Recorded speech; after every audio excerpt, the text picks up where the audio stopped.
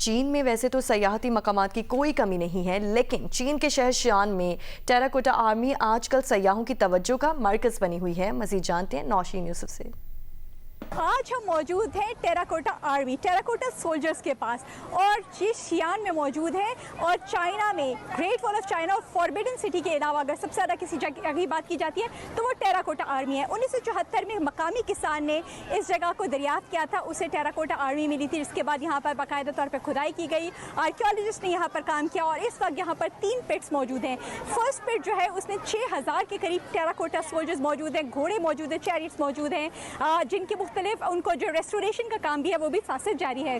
जो पिट नंबर 3 है वो सबसे छोटी है, लेकिन वहाँ पर कुछ डिफरेंट किस्म के टेराकोटा सोल्जर्स मौजूद हैं, जबकि पिट 3 वहाँ पर एक्सकेवेशन का काम अभी होना है और वहाँ पे एक बड़ी तादाद में एक्सपेक्ट किया जा रहा है कि एक्सकेवेशन के बाद टेराकोटा सोल्जर्स निकलेंगे। इसी जगह पर जो फर्स्ट एम्परर थे, ये चिन डायनेस्टी के दौर में ये कायम हुई थी, यानी कि 2000 साल पहले ये टेराकोटा सोल्जर्स जो है वो बनाए गए थे। और जो उनका मज़ार भी जो है, उनका जो मकबरा है वो भी यहीं पर मौजूद है, चिंग डायनेस्टी की फर्स्ट एम्परर का।